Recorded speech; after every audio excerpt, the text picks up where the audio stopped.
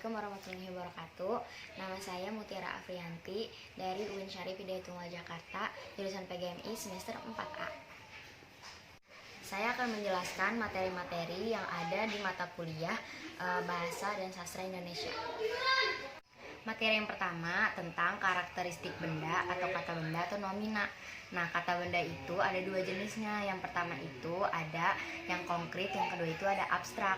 Kalau yang konkret itu yang bisa ditangkap oleh indera manusia. Kalau yang abstrak itu tidak bisa ditangkap oleh indera manusia. Yang kedua itu ada identifikasi diri. Di dalamnya itu ada nama diri seperti aku, saya. Selanjutnya ada nama keluarga dan gelarnya seperti adik, kakak, ayah, paman. Selanjutnya ada nama teman sejawat dan status sosialnya. Selanjutnya ada nama teman sejawat dan pangkat akademisnya. Di materi ketiga ini ada kalimat sapaan.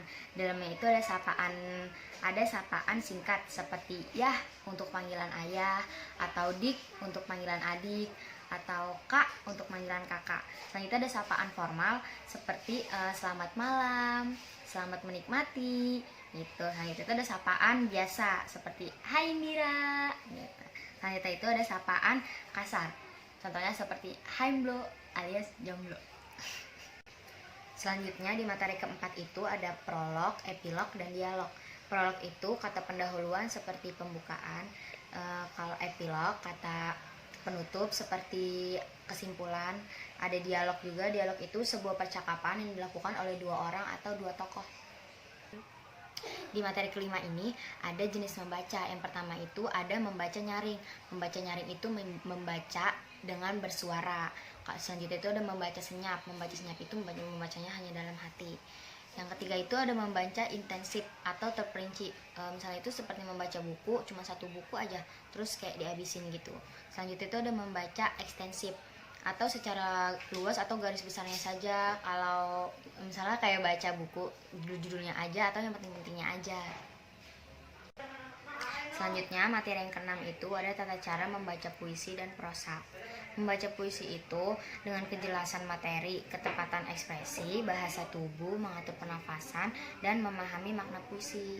Selanjutnya itu tata cara membaca prosa itu membaca ketentuan cerita tersebut, menandai dan mencari makna-makna kata yang sulit. Selanjutnya di materi ketujuh itu ada menulis tegak bersambung. Nah, menulis tegak bersambung itu ada 3 tahap. Yang pertama itu tahap menulis awal di kelas awal, tahap menulis di kelas tengah, dan tahap menulis di kelas akhir.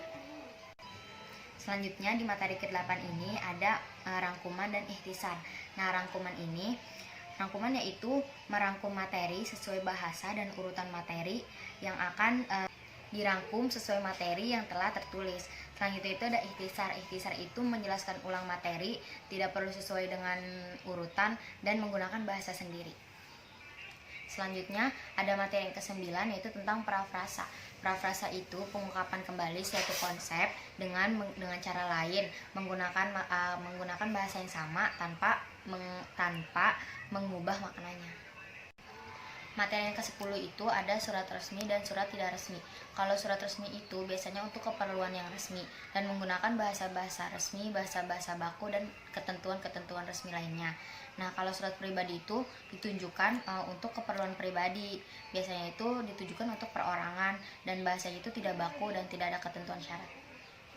Materi yang ke-11 itu ada formulir dan kwitansi. Nah, kalau formulir itu biasanya kertas berisi data atau informasi untuk tujuan khusus. Biasanya itu untuk formulir anggota misalnya. Nah, kalau kwitansi itu bukti penerimaan sejumlah uang.